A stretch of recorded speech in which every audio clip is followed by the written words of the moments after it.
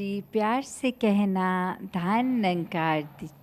प्रेम तचपंडी धान नंकार जी। आज यहाँ हैदराबाद के समागम पे, जहाँ सिर्फ तेलंगाना और आंध्रा के ही नहीं बल्कि और भी जगहों से देश विदेश से महापुरुष पहुँचे हैं, और उद्देश्य मन में यही कि ये निराकार, ये प्रभु का गुणगान संतों के साथ रहना, ये सिखलाई संगत की अपने जीवन में लेके एक अपने मनुष्य जीवन को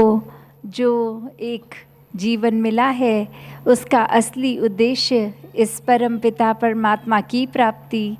कि ये जीते जी ही आत्मा को इस परमात्मा से मिलाना है, आत्मा की भटकन ख़त्म करनी है और वो ब्रह्म ज्ञान द्वारा निराकार के दर्शन करके जीवन में वो सारी मानवीय गुण एक रूहानियत से भरे हुए एक मानवीय जीवन को जीना है। तो कैसे अपने जीवन में हर कोई जहाँ एक मानवीय गुणों से जीता चला जाए, वहीं एक आध्यात्मिक पहलू जो कि आज संगत में भी जैसे सुना कि जब इस परमात्मा से जुड़ गए तो जीवन में ये रोशनी आ गई, ये रूहान हो गया, और ये रूहानियत के साथ फिर इंसानियत खुद ब खुद एक जीवन में आ ही गई। तो कैसे अपने जीवन को जीते जी जहाँ सभी ये मानवीय गुणों से तो जी रहे हैं, वहीं साथ में एक बात वही जो आज भी शिक्षा मिली कि कैसे सारे संसार के लोग भी एक हैं, ये हर एक में ही परमात्मा है और हर एक का चाहे पहनावा, खाना, बोली, भाषा अलग है, फिर भी एक सारे संसार के जो धर्म सिखाते हैं वो ये प्यार ही सिखाते हैं। और सबसे पहले कि ये सच्चाई को जान लो, ताकि फिर एक जीवन जहाँ जीना बहुत ही सरल हो जाता है स्थिर के साथ जुड़ के, वहीं एक फिर जीवन के बाद भी वो आनंद ही मिलना है। तो कैसे हर कोई जहाँ ये जीवन में अपने एक परमात्मा को सिर्फ बातचीत का ही विषय ना बनाए, प्रभु परमात्मा की प्राप्ति ही एक जो वो कोर है, एक जीवन का आधार है कि धर्म ग्रंथ हर कोई पढ़े मुबारक है,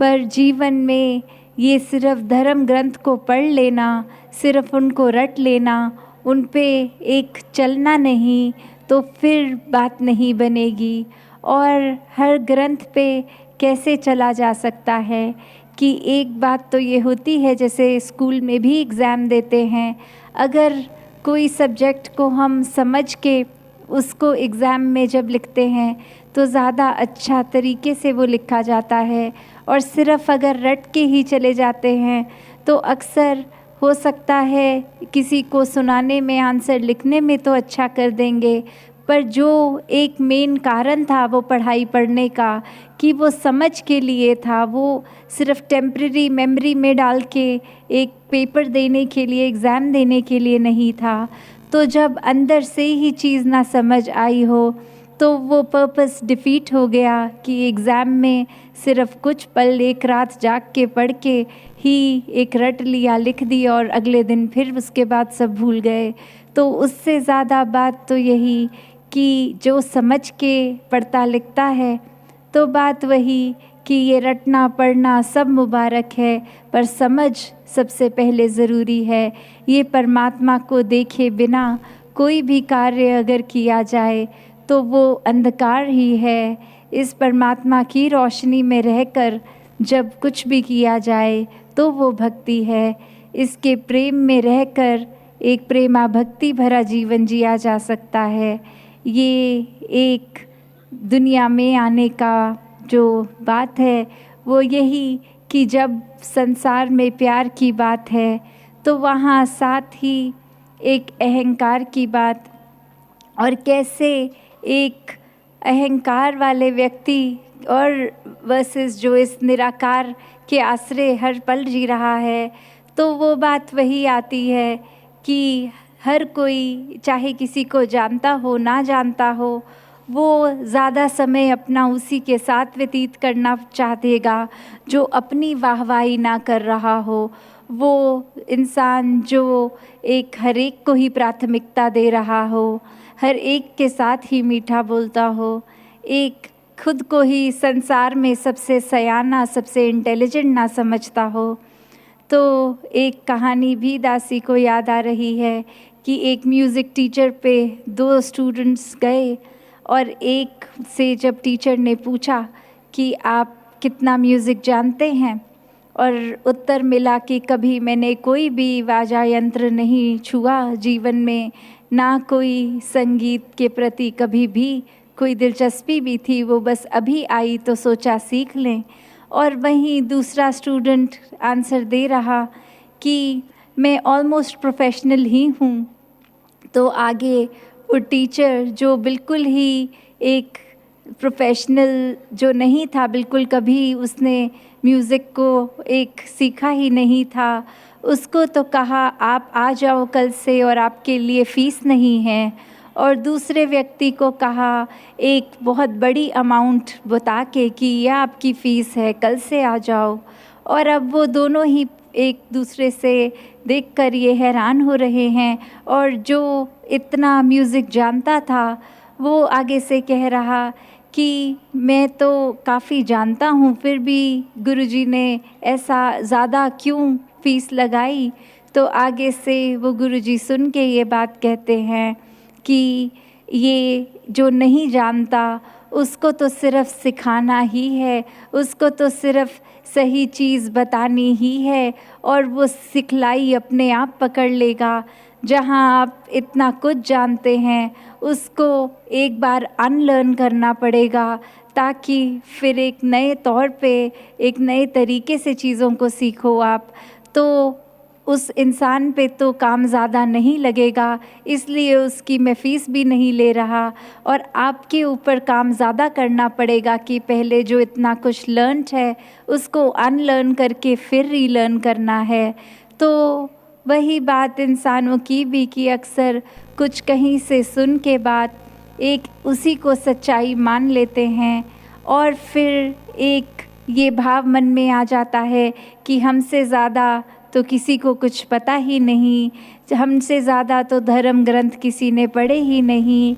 और वही बात कि फिर वो जब भक्त श्रेणी में हो तो फिर चाहे वो पढ़ा लिखा हो चाहे अनपढ़ हो, बात वही कि ये सच्चाई से अगर रूबरू हो गए हैं तो फिर एक ये जीवन रूहानी हो गया है। फिर एक जो प्रेम इस परमात्मा के प्रति, वो मोहताज नहीं रहता कि कोई कौन सी उम्र का है, पढ़ा लिखा है, विद्वान है या नहीं है। तो ऐसा जीवन जीकर संतों ने हमेशा ये सिखाया कि एक प्यार पूरी मानवता से हर एक से किया जा सकता है, चाहे स्वभाव कितने भी सबके अलग हों। एक हर एक में उनमें परमात्मा के ही दर्शन करके जब ये समझ आ जाती है तो मन से अपने आप ही ये जाति पाति नफ़रत के कारण सब दूर हो जाते हैं। सब अपने जैसे ही अपने से ज़्यादा श्रेष्ठ भी लगने लगते हैं। सब में ही फिर हर समय इस परमात्मा को देखा जाता है। कैसे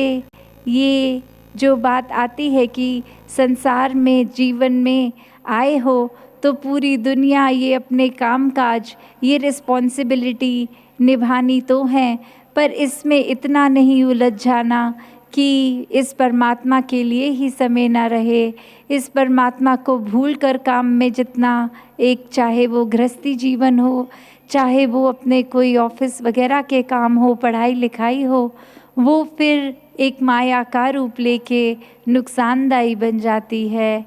जैसे ये शहर का नाम भी सिकंदराबाद,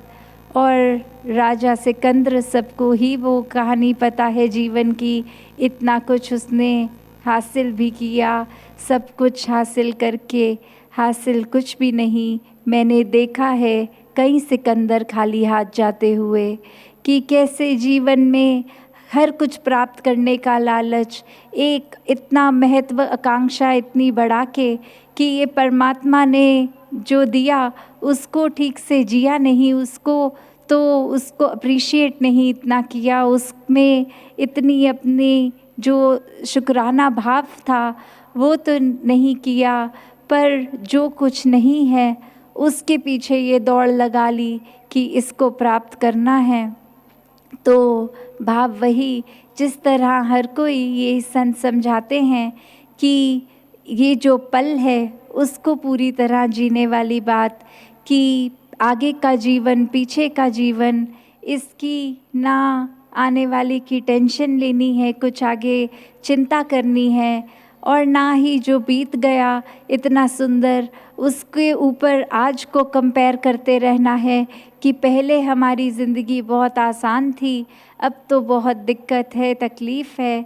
तो बात वही कि पुरानी चीज़ों को सोच के हम अभी अपना प्रेजेंट को गवा देते हैं। जो कुछ जीवन में आया नहीं है उसके बारे में कल्पना करके, सपने लेकर एक आगे की चिंता में, उसके ड्रीम्स बनाने में फिर इतने व्यस्त कि अभी जो हाथ में पल हैं वो गवा दिए जाते हैं। तो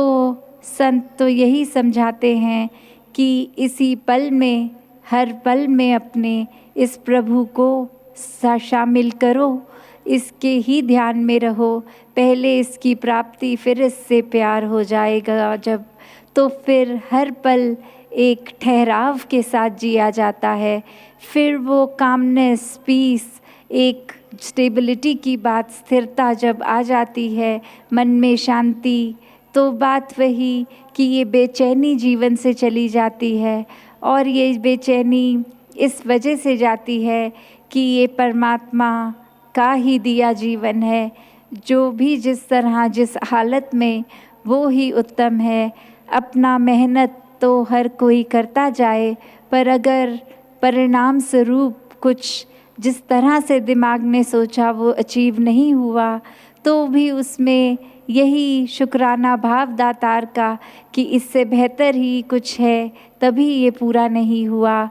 तो संत हर हाल में इस प्रभु का शुक्राना करते हैं कि सिर्फ कोई कंडीशंस भी नहीं लगाते कि अगर कुछ परमात्मा ने हमारे मुताबिक किया तो ही इसका शुक्राना होगा, वरना तो सिर्फ कंप्लेंट्स ही कंप्लेंट्स रहेंगी जीवन में। तो बात वही कि हर पल का शुक्राना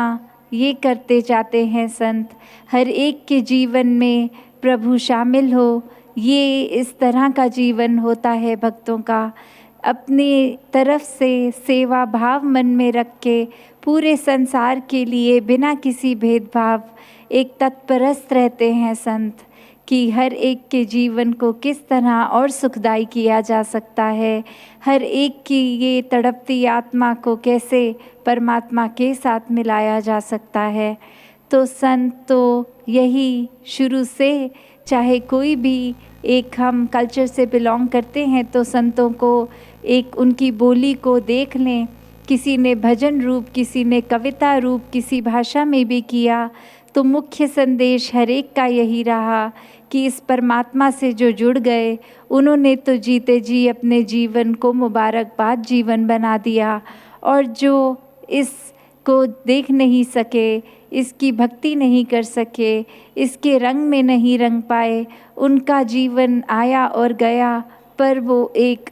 काम का जीवन नहीं रहा। तो कैसे जीते जी हर कोई जो इस जीवन को जी रहा है, ये मौका है अभी कि अपने जीवन का उद्देश्य प्राप्त करके इस निराकार को जान लें, इसको मन में बसा के अंग संग हर समय देखकर फिर इस कादर की बनाई कुदरत में भी हर जगह ये नज़र आएगा। और ये जैसे जैसे सेवा सिमरन सत्संग मन करता है